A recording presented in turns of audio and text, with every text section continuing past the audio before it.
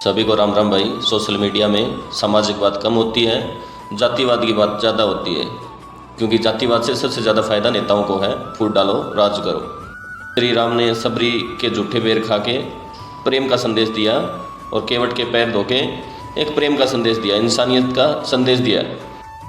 लेकिन 1526 ईस्वी में मुगलों का शासन आया तो जातिवाद थोड़ा और बढ़ गया, तो मुगलों ने 200 साल तक हिंदुस्तान पर राज किया। 1757 में अंग्रेज़ों का राज आ गया। अंग्रेज़ों ने हिंदुस्तान पे 200 साल तक राज किया। सबसे ज़्यादा जातिवाद अंग्रेज़ों ने फैलाया। फूट डालो, राज करो। अगर जाति में हिंदुस्तान के लोग बढ़ जाएंगे तो हम राज करेंगे। हिंदुस्तान के लोग ही बोलते हैं अमेरिका इतना आगे है, जापान इतना आगे है, तो इंडिया इतने पीछे क्यों है? इंडिया पीछे नहीं था, इंडिया सोने की चिड़िया था भाई। वो टाइम पे भी पढ़ाई थी, अपना काम था, रोजगार था, सब कुछ था। इंडिया सोने की चिड़िया था। विश्व गुरु कहलाता है इंडिया। हिंदुस्तान विश्व गुरु था, सोने की चिड़िया थी, सबसे ज़्यादा पैसा इसके पास था। लेकिन अंग्रेज़ लूट लूट के ले गए, उसकी वजह से हिंदुस्तान पीछे हो गया और अंग्रेज़ों ने सबसे ज़्यादा जातिवाद फैलाया।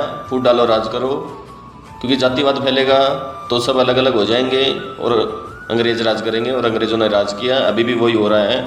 अभी भी जातिवाद फैल रहा है, नेताओं को फ़ायदा हो रहा है।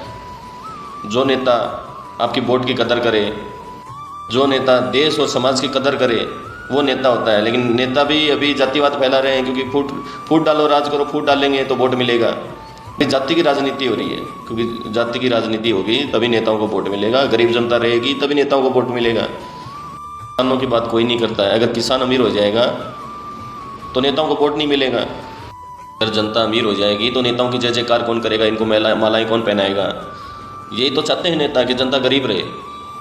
हर व्यापारी को अपनी चीज़ का मोल लगाने का अधिकार है। जूता बनाने वाली कंपनी अपने अधिकार से अपना भाव लगा के जूता बेचती है। बहुत सारी कंपनी ऐसा करती हैं।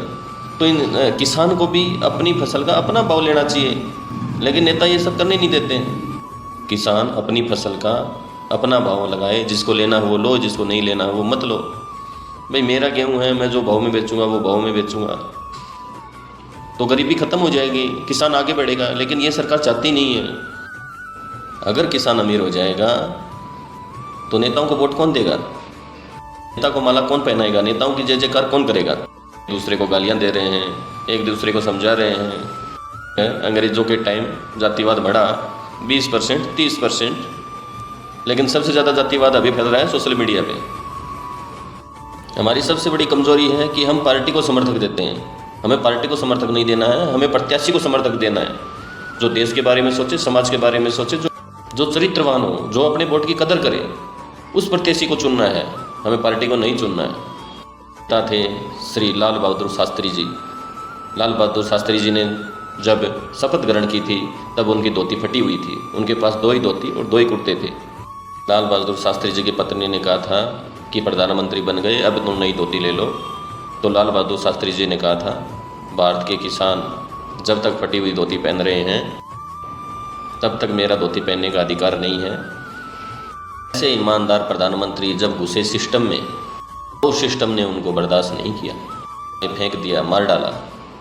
भाइयों, सामाजिक बात करो, किसान की बात करो, जातिवाद की बात करने में कुछ नहीं है। एक दूसरे को गाली गलौज करने से कुछ हासिल नहीं होगा। बाकी जय श्री राम।